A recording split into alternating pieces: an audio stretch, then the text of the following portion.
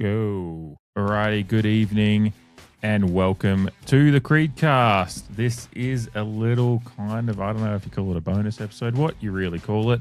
It is just me, Dave, here tonight, recording this on a Tuesday, the 2nd of June. We are officially into winter, and boy, oh boy, wowee, has winter hit us like a fucking freight train here in South Australia. And certainly I know Perth had a bit of wild weather over the weekend, and we're dealing with it right now. If my headphones weren't on, I'd be hearing a window behind me just rattling away, and not even put my bins out yet because I'm worried they're going to blow over before the truck gets to them in the morning. It is a wild one. So welcome to winter, welcome to proper footy weather, and welcome to a little bonus episode. As I said, just wanted to jump in. Obviously, it's been a bit of a break from recording. We recorded this time last week, the last review of the first half of the season. Obviously, no preview show last week, and we're getting back into the swing of things later this week. Shout out to Eddie Corns, who will be joining Jamie and I for a Thursday recording to drop Friday, like a mid-season review of everything that's been going on so far. So look out for that on Friday on your feeds. But I just thought I'd keep the pipes kind of lubricated, as far as podcasting goes. Obviously, I keep them well lubricated with my trusty cans of stout here at the moment. But just wanted to jump on and talk about the mid-season draft that happened this time last week. I know it's a little bit maybe late in the news cycle for it, but I know those that listen to the podcast regularly may want to hear my thoughts. And if you don't, then, well, you can turn off and go back to your daily proceedings. I kind of wanted to look over some video, and I've had work's been insane for me. So looking over video and some stats, and I still don't think I've gotten around it as much as I would have liked to. I would have loved to have spent a day just sitting there with I know there's some full replays of some games that Xavier Bammett has played as one of our mid-season draft picks. So I'll talk about them more properly in earnest in a moment. But there is some full games on YouTube. I found them, started watching them, and then watched some highlights packages and tried to grab as much as I could out of that, as well as reading some of their draft profiles and whatnot, and just seeing a little bit about who they are and what they're doing, as well as obviously seeing them come into the system, do their first press conferences is also enlightening. So I'll talk about all of that. It's obviously happened in the last week. Alex Van Wyk as well, who came in earlier than Bammett has come because he was obviously already living in South Australia. Xavier Bammett, having moved over from Victoria across the weekend, did his first press conference yesterday on Monday the 1st. So getting to see kind of their first press conferences as well is really intriguing to me as to how they speak, and not that you can, people, the way they act in front of the press is only one part of it, and it's not an important part of the grand scheme of things. But I do like to see who they are through that prism as a way into who they are as well. So a little bit to talk about. But of course, the mid-season draft took place last week, and we take two players, Xavier Bammett, a hard-nut midfielder out of North Melbourne this year, but he's been previously a product of the Sandringham Dragons program, and then Alex Van Wyk, of course, coming out of North Adelaide, previously playing at Norwood, I believe, as well. So he's Alex Van Wyk being a ruckman, as Xavier Bammett being a midfielder, obviously, as I said. We had 3 picks in the mid-season draft. I'll start from the top and say, obviously, we didn't use our 3rd pick, and then we'd actually opened up that spot only very, very recently with the moving Josh Sin to the inactive list and opening up the 3rd spot. And there was a little bit of consternation from Port Adelaide fans as to why we opened up a 3rd spot, a 3rd opportunity in the mid-season draft to take a 3rd player if we wanted to, but then didn't use it. And people were like, why would you bother doing what you did if you weren't planning to take a player? And that's a very base view of what list management is. It's similar to, I always found the criticism of what we did last year in the draft a little bit odd as well. And a lot of it was just bantery kind of stuff. But a lot of people were like, why did you even bother sending people to Melbourne for the draft if you were just going to sit there and not take anyone? And obviously the record of being the first team to not take a player at the draft and all that stuff. List managers last year said, look, we had a list of players that we thought could be there, and we would have taken with a pick if we could. But none of the players we wanted were there. But we have to be there in case a player pops up that we want to take. So that being the 2025 draft, that makes perfect sense, reasonable sense to me. We weren't going to take anyone, and we obviously, Jamie and I have talked about at length on the podcast about the fact that we did take players in the mid-season draft last year, and of course we have again this year. So we have actually drafted players every year. It's not like we've gone a year without drafting players. Just the mid-season draft has opened up, unique possibilities as to when you can add people to your program. So obviously we didn't take one of the at the postseason draft last year, but there was reasons that our men were there and our ladies and men were there at the draft to just in case someone popped up that we had in our shortlist. List managers have a profile list of players that might be around that mark and who they'd like, and none of them were there. And I think that goes to the same.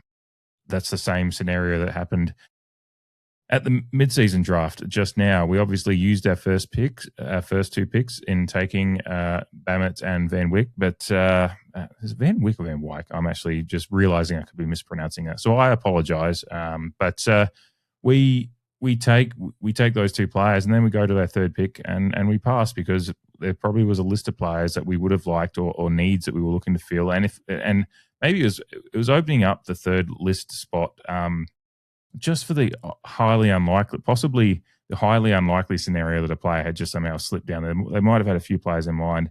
If someone had happened to, for some reason, slip down there, then they've got the spot to take it. It would be malpractice to not have the spot available in case you were thinking maybe we can take three if the right players fall down. And with the high possibility of the end of the season not being one that's going to be charging towards finals, guys that are borderline ready to be fit anyway before the end of the season, you might as well just put them on the inactive list, open up a list spot, be able to have the flexibility, even though there's a 99.9% chance the players you want aren't going to be there and you're not going to use it. Have the flexibility. That's always, you got to have room to, you got to have room to do-si-do if you need to. So no problems there. I don't know. It's always funny when people get a little bit like, why did we do this if we weren't going to use it? It's like, well, no, you just got to have the possibility. They were always going to take a couple, and then they just wanted to have the possibility open for that highly unlikely scenario, because you've just got to, you've got to have the flexibility for every scenario possible. And in particular, again, the fact that a player like Josh Sin, with the injury he's got, was highly unlikely to play at the back end of the season, a season that is going to be looking like we're going to be more interested in where we finish for draft positioning rather than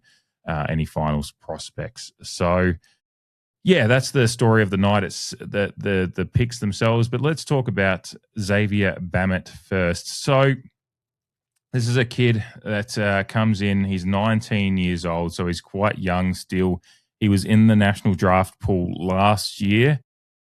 Rookie Central had him as a 40 to 60 in his draft profile for last year, had him in the kind of 40 to 60 range as their likely spot to get picked. But of course, he didn't get picked. He was one of maybe the hard luck stories of the draft last year, a player that was right there. But he said himself that his manager had said, look, there's a fair chance you don't get drafted. But he obviously didn't get drafted, but he went back to work and moved himself to the North Melbourne, did a full preseason with the North Melbourne program, and then obviously went into their VFL system this year and has had a very, very good start to the year and has been rewarded with being picked by our program, Port Adelaide Football Club. His profile is this. He's 185 centimetres, born in January 2007. So like I said, 19 years old, which is just perfect age for coming into the AFL system. He's still very, very young. Rookie Central had his strengths as his aggression, his endurance, his size, and his work rate improvements that they state that could happen based on his 2025 draft profile was, some class in his speed. His speed probably being the one thing I picked up on, not as super negative. It's just like the one thing I'd say he's not super, super quick, but you do the right things elsewhere. Sometimes the need for speed can be mitigated depending on what your fit into the mix is. There's the mix, Claxon. I've loved what I've seen from him in his video, and I watched some Sandringham stuff from last year, and then watched some of his North Melbourne stuff from this year, and you can see the work that's gone into him. He looks to be more poised and classier and more of like I'm the man kind of attitude that he's got at North Melbourne this year. Last year, obviously, he's still a young man and building his way into systems. So it just there was a little bit more of and maybe that's the work he did in the preseason, and both mentally and physically to have himself ready for this season and then to go down the mid-season draft route, because we all know the mid-season draft route has actually produced some bona fide stars in this competition. I mean, Jai Newcomb's just the one that comes straight to mind, and obviously we're watching the likes of Ewan McKinlay have a really nice start to his Port Adelaide career, having come out of the mid-season draft from last year. And obviously we even, not that he's played at all this year, but we enjoyed some of what Matty Lee did, and Jed McEntee played a role. No one will, streets won't forget the Jed McEntee Tom Stewart game. So yeah, he's come out and gone in with the right attitude. And I like what he had a press conference, and I encourage you, both Alex and Xavier had press conferences. They're obviously available on the Port Adelaide website. You can also go to YouTube, whatever your proclivity may be. There's the klaxon for that too. If you want to actually watch their press conferences. But of course, for the purpose of this podcast, I've brought up the text of it on the Port Adelaide website. And Xavier said that he was pretty disappointed after the national draft. He said it was a pretty dark time back then, but he just kind of set himself the target of getting back to work. And I like that he said in his press conference that he wanted to prove to himself that he could do it. And I like there's a real maturity to how he speaks about how his growth as a football player has come. And it's like prove, he's not trying to prove it to anyone else. He's like, if I prove it to myself, then kind of the rest of the proof to everyone else will come with that. And it's a very good, like positive mental attitude. It's something that I try to subscribe to, is like, if you're working on yourself and doing things that make you feel, whether it be enlightened, enriched, accomplished, whatever it may be, if you're working on those things, and then kind of all the rest of it comes, like people will see if you're satisfied within yourself, and always, should always be reaching for more, but at least if you can see the growth in yourself, people will see that too. It like breeds that confidence and that ability for other people to see what you're doing. But I like that he's kind of got that maturity in himself to kind of work on those things. And through that, then he worked on his football as well. And obviously he kind of credited the North Melbourne program for setting himself up with the opportunity to play some better football. And like I said, I think in his video, you kind of see, the video of him, and not of his press conference, but of his and again, just search Xavier Bama highlights and stuff like that, and there'll be stuff from his VFL time in North Melbourne this year, as well as Sandringham stuff as well. Some good YouTube accounts out there that do good packages of the rookies and all those things. And his work this year, I think, has shown a significant amount of growth comparative to his last year. He's been averaging around 16, I think, 16 odd disposals a game, actually just right on 16 disposals a game. He's kicking a couple of goals a game as well. He's a left footer, which is nice. I kind of like the way he's got a good kick on him. And he was finding targets. And he turns up, again, to the credit his work rate. He was popping up, taking marks in defence. He was taking marks on the wing and doing nice little, kind of the 25-metre, chip kick down the wing after quickly taking the mark and finding a target and finding it with relative ease. So he's got decent disposal about him. I know the draft profile from last year has just said his class as a room for improvement, because he's he's a bit of a nuggety midfielder. Not nuggety in the size. He's actually he's 185 centimeters tall, and he's quite broad-shouldered, so he wins the ball well. He's like, there's a few in clearance. I think there was one game, one highlights package, he had the bandage around his head because he'd taken a hit and had a bit of claret. So he's kind of that kind of like, if you can already start forming a picture in your mind of the kind of midfielder he could be. And with his broad shoulders and his height, you can see he's still slender-ish, but he is quite good size already for a 19-year-old kid that's just coming into the system. You can see if he puts the work into his body in the gym, adds a little bit of bulk, a little bit of definition, you can see him he's a very, very similar profile to, like, I think, Ollie Wines, I think, is only 186 or something like that. So, or maybe he could be a couple of centimeters taller, but he has a bit of that kind of shoulder, upper body kind of look to him that you could just, build the body a little bit, and he could be really a really efficient midfielder in that similar way. And obviously, he hits the scoreboard reasonably well. He had it as a highlights that's gone around, a lot of him kind of getting the ball in contest in the goal square and just squirting one through, as well as he takes a mark and take a nice set shot. I think the game against Carlton for North Melbourne this year is one that there's both a highlights package of as well as the full game on YouTube. And he kicks 3 goals. I think the 1 point comes from catching. It might have been Billy Wilson from Carlton, who was playing in the VFL at the time. Obviously, got caught by Corey Durden in the game that we were playing. I'm pretty sure it might have been him. He catches him holding the ball. So he obviously squirts one out of a contest, a general play contest in the goal square, takes a mark and kicks one, catches a player holding the ball and obviously misses the goal, but still a good opportunity to score. And then he kicks another one as well. And there's a few highlights of him kicking goals with his left boot from kind of 45, 50 as well. So he knows how to hit the scoreboard and kind of play that high half forward role, as well as obviously get into the middle and find the ability to extract the ball in clearance and stoppage situations.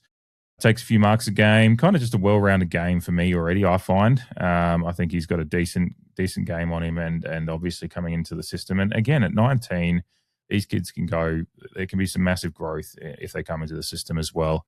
And so I'm really, really excited kind of for what Xavier Bamett can do. And I think he's the kind of player that's going to come in and I think he'll feature possibly very soon. I'd be interested to see for who. But my immediate thought goes to, players like Jack Watkins, who, as much as I love, the work rate and some of the things Jack Watkins does, I think he's, considering his age profile, what I see from Xavier, apart from some rawness, obviously you can't expect him to be, he's not going to come in and be getting Brownlow votes straight away or anything like that. But I just see kind of more upside in him than obviously Jack Watkins has come in as a very accomplished and a guy that is coachable and get into the system. But I think Xavier is himself as well, actually. Another thing, so I just see him as being able to come in and we need a little bit of, adjustment to the mix in midfield. And I think Xavier Bamett coming in, if he, maybe a week of training, I don't think he'll come in this week, but I wouldn't be surprised. We've debuted mid-season draft picks pretty quickly in the past as well. So, I think Logan Evans obviously is one as well. I didn't mention before, but I've got a lot of guys in the side that is either in the side now or have played significant roles in the past that have come in through the mid-season draft. So he could play very, very soon. Who knows, going over to the West Coast, whether they want to debut him on an away trip, I don't know. I don't think that actually factors into it much. It'll just be, how he hits the track this week. But obviously, he's come in and just started training this week or on Monday. So, but I think he's going to impress a lot of people once he gets in there. He's going to be young. He's going to be raw. There's going to be mistakes. We're seeing mistakes from it. We've seen mistakes from everyone at times this season. But I think he's one that obviously comes in on the official 18-month contract. But I do, not that I'm a, you do just always hope for the best, and you see a kid that speaks the way he does and come in, and you just want to see the best for these kind of guys. And I'm really impressed with the way he speaks. That's another thing I want to kind of close off on, just on his press conference. Very strong speaker, very confident, projects his voice quite well, very quite articulate. A lot of introspection in how he speaks about his journey to get to this point. He, as I said, he kind of spoke about being in a dark place, but then working on himself. And I was really, really impressed with that. I was just like, sometimes guys come in and use a lot of cliched kind of terms, but he came in with a real...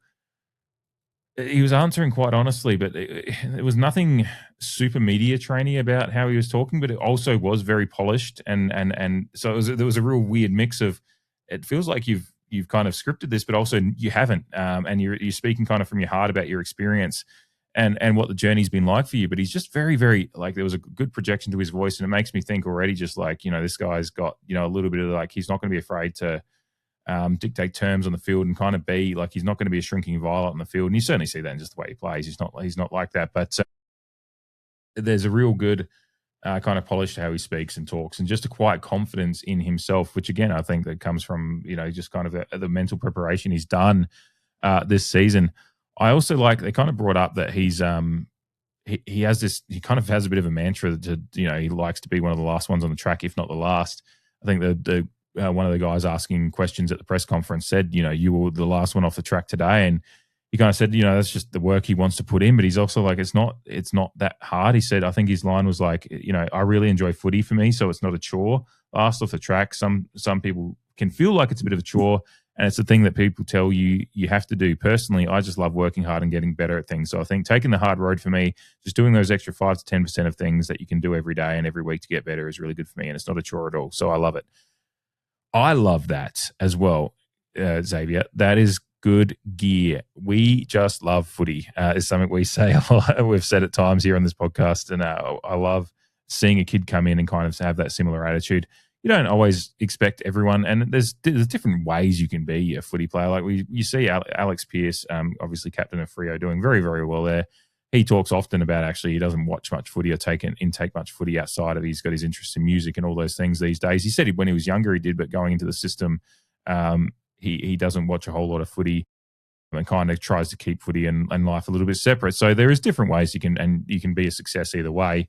But I think coming in at his age and the work he's Xavier, now talking about him again, coming at his age and the work he wants to put into his footy, I think that's a very, very good attitude to have at the moment. I think, again, speaking to how he spoke, I think there's a maturity to how he sees his journey. So I kind of like the way that he's kind of metabolizing everything. He even said as well, when they asked, about when his intention is to, or hope is to play footy, he's like, I obviously want to play, I'm paraphrasing here, but he kind of said, he wants to play AFL footy as soon as he can, but he knows he needs to earn it. He also just talked about earning it and earning the opportunity to play AFL footy. And he also kind of said, look, I'm 19. I know I don't need to earn it. I know I don't need to play right away. There's a long journey ahead of me. So he's kind of got this a very good kind of forward thinking idea of the fact that I don't need to rush myself. I need to do the work, cross your I's, dot your T's. And that's a deliberate faux pas there. I don't know why I like doing that. I'm an idiot, famously. So I like that he kind of has this view to his footy career as, yes, if I get there this year, which I personally I think he will, but he's also got a kind of a long-term view that I'm 19, there's still a lot of work to do. We know guys, some guys just go right into the system, but, Xavier's already had to go outside of the national draft system and go to the mid-season draft and keep his work going in the VFL to get to this point and get onto a list via, let's be real, mid-season draft is a draft for, there's a lot of, reasonable teams that take players as well, or, injury-based needs, but sometimes the mid-season draft, it feels like you kind of just, there's a little bit of Island of Misfit Toys thing about it. But as I said, a lot of success stories out of it. And I like that Xavier's kind of got the attitude to do the work and take the opportunity when it comes. And as I said, I think with the way that he's already, talking about these things and progressing in his journey, he might find that opportunity comes pretty quickly. And I do hope, particularly the season that Port Adelaide is having, when you get a kid like this in there or it's already a little bit exciting, I do hope he gets his opportunity. I don't think you can't kind of overdo it with some of these kids, but get him in for a few games this year and see how he goes. And he might flourish, and he might have a couple of games where he plays well, and then he's like, it's a little bit of diminishing returns as they get a little bit the rigors of AFL become a bit too much too quickly for a young player, and you pull them back in. It's kind of like we did, Murray's, Berry last year, kind of were in and out of the AFL side, and now this year, Berry certainly played every game. It looks like he's just in the side unless for the time being, and I assume for perpetuity now. And Murray's has spent a bit of time outside the AFL, but then come in and played reasonable footy as well. And obviously Whitlock didn't play much until the back end of last year and has now stayed in the side pretty consistently. But you can even see Whitlock at times this year has had games where it's been diminishing returns based on what's going on around him as well. So young players are going to have their ups and downs, and but I certainly do think that Bammett should be playing a little bit of footy this year as well. Particularly injuries would inevitably bite, but even without injuries, I can see opportunity for maybe guys going out of the side for him to come in and have a crack this year as well. Whether it's immediately this week will depend on how he looks on the track, hitting the track running. Maybe, you give him a week and then get him into the side. We'll see how it goes. But certainly very, very excited to see how Xavier goes. And one last note, he's also the boyfriend of a young Carlton superstar and Sophie McKay. So there's a little bit of a kind of AFL power couple thing going on there. Not that matters at all to the play, but it was kind of cute seeing her celebrate him going into the system as well. and just be excited. So, and obviously his family and friends were very, very excited as well. All right, I've gone fairly long just on that. I was like, oh, I might do a 20 or 30-minute podcast, and I've done 24 minutes, and we haven't even got to Alex Van Wyk.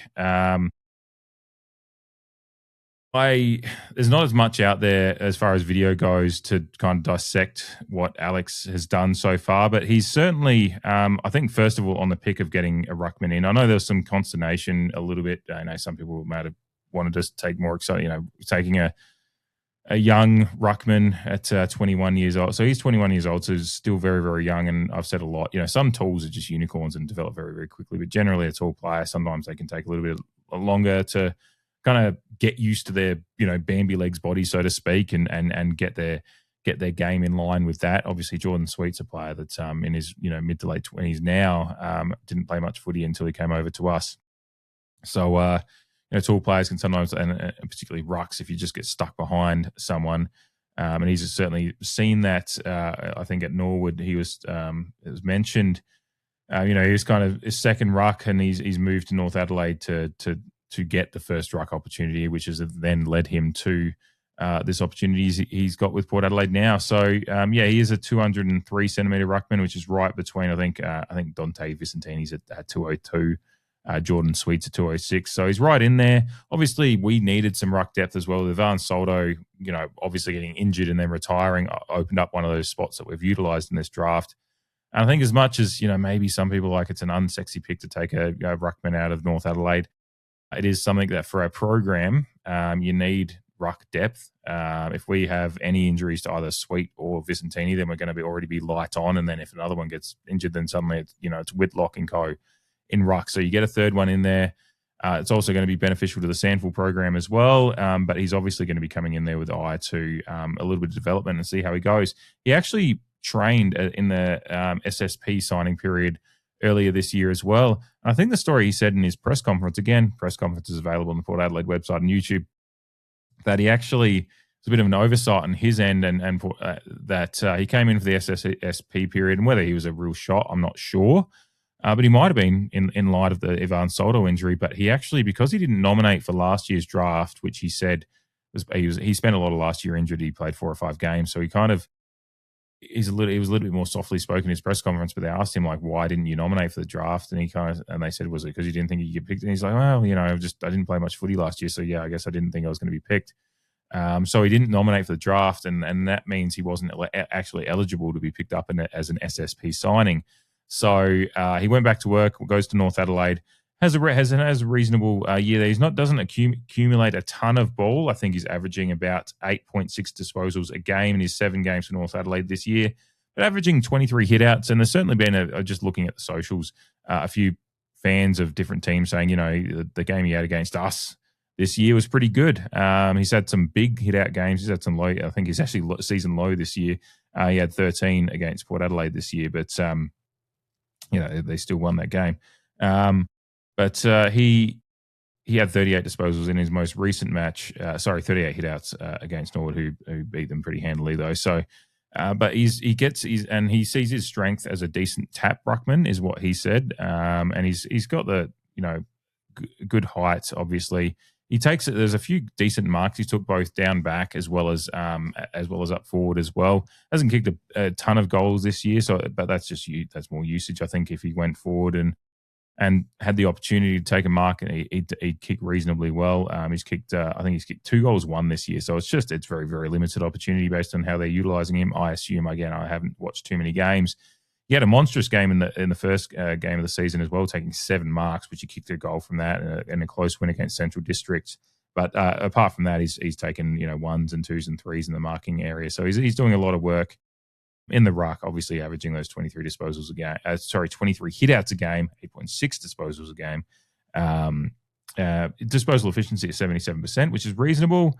So he's doing kind of just doing the work as a ruckman in the Sandful. But clearly Port in the SSP period, obviously they weren't actually able to sign him, but saw enough there that they, when it came around and they were looking to improve their ruck depth, which is, again, it's needed. You need to have depth in the AFL. It's both helpful at training as well as just helpful if you do get injuries. And I think he's coming in as a bit more of a again, if you're coming in on the 18-month deal, it's a long-term, bit more of a longer-term kind of trial. I don't think I'd expect if you've got Sweet and Vicentini this year, although Vicentini's had some down moments in the last few weeks, and if Sweet gets injured, it may open the door for Alex to have a crack at the AFL level this year. I think it's a little bit more unlikely. Obviously, I said I actually expect to see Bammett play this year. I'd find it unlikely for Alex to play. It'll be a little bit more situational depending on injuries and whatnot. I just don't think you're dropping Jordan Sweet if he's fit, unless he has a real bottom out in form. And then Vicentini probably still gets a crack as the more senior ruckman, but not by a whole lot. And again, Alex's tap work and work might be to his advantage compared to Vicentini's management of a few situations has been left wanting, particularly in the last 3 to 4 weeks. So that might be where some opportunities open up. And again, it comes down to how they look on the track. He might just absolutely shoot the lights out on the training track and make himself, force himself onto the team sheet, so to speak. But I find that unlikely. I think if Sweet's in reasonable form across the back end of the season, then it's his job. Vicentini's coming in as a bit of a horses for courses second ruck and has worked at times this year, but it was a bit of diminishing returns the last few weeks. So again, it's good ruck depth. If injuries happen, we're going to be glad he's there, and we're going to be glad he's there just for in the Sandful program as well. But it's a pick that we needed to make. Again, I know some people found it maybe a touch unsexy, so to speak, but he's earned his shot. And I wish him all the best. And I do hope, every player you pick, you kind of hope just becomes the next star, don't you? So you kind of, a lot of the regular listeners know, Jamie and I try to keep a positive attitude to a lot of things when it comes to supporting the players that pull on our Guernsey, whether it be at the Sandful level or obviously at the AFL level. We want to support the guys, and these two coming in certainly do get our full support. And in particular, going back to Xavier Bammett, I really, really am excited to see him possibly make a move into the side this year. And it's particularly the midfield group and the midfield mix. There is opportunities being presented there at the moment with how we've been a little bit up and down in that area. And I think how we're getting a nice hard nut kind of midfielder. I think he actually mentioned in his press conference as well. They said Josh Carr's your coach, and he had a reputation as a hard player. Is that something? And I think Xavier said something along the lines of, I heard he was a bit of a brute, which I loved the usage of brute in a press conference and talking about Josh Carr. And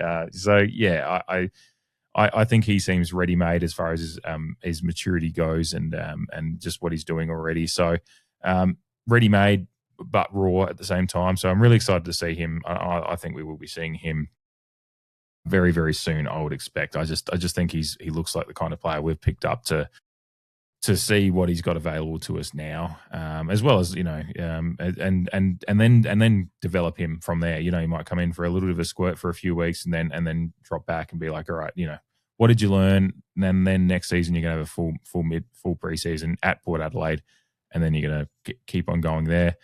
And to be fair, with the Zach Butters situation hanging over us, getting a midfielder in that, there's some decent upside too in this kind of situation going forward. He might find a few more opportunities in that midfield next year as well. So not that they're the same kind of players at all, but just midfield depth might be helpful in the next 6 to 18 months. So big raps on both, big congrats to both of them, obviously, for making their AFL dreams come true.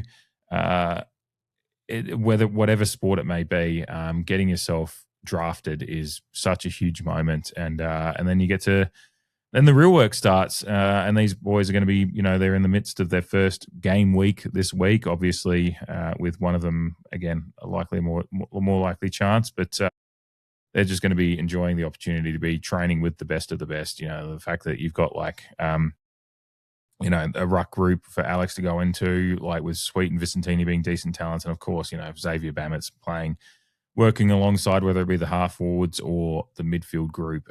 He's got the likes of Zach Butters and Jason Horn-Francis around him, and working with a forward like Corey Durden, just learning how to Bamet's averaging 2 goals a game in his games this year. Kicking a goal every game, and he can talk to Durden and Georgiades about how good it feels to just be kicking goals every game, and it's exciting time. So really excited to see what they can do as the season goes on, particularly Xavier Bamet. I think that'll wrap it up for tonight. Like I said, I just wanted to do a little short episode there, which as always I ramble on for 10 minutes longer than maybe than I was expecting to. And particularly the last 5 minutes, I kind of just padded a little bit for some unknown reason. I don't need to. This is why Jamie is helpful for me, because when I'm recording, sometimes I just like to keep going and get the thing done and not stop, because then if I stop, then I just lose my train of thought and then I have to figure it out again. So I've kind of just done this and kept on going. Whereas when Jamie's on the podcast, I can just I can stop and take a breath, and Jamie can take over, and then I can regather my thoughts. But hopefully this has been enjoyable for you out there that are listening, and a little bit of my insight into what I've liked about what I'm seeing from these guys that have come into the system, particularly Xavier. So, like I said, just the usual. Rate, review, subscribe, get on YouTube, subscribe, like the videos, do all that stuff. Follow on Spotify, like and leave reviews on Spotify, Apple Pods, all those places.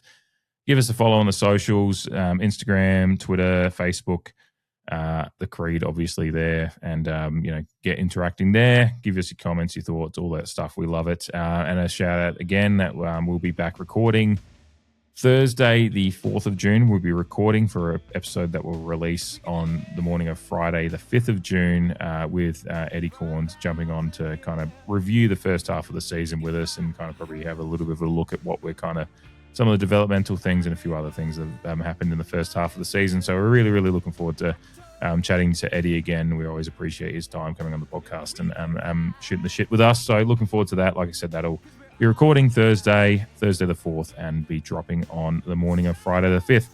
That's about wraps it up from me. A nice shorter one when you don't have two of us gabbing for 2 hours. But thank you, as always, for your support, your listenership, everything in between. Can't the fucking pair.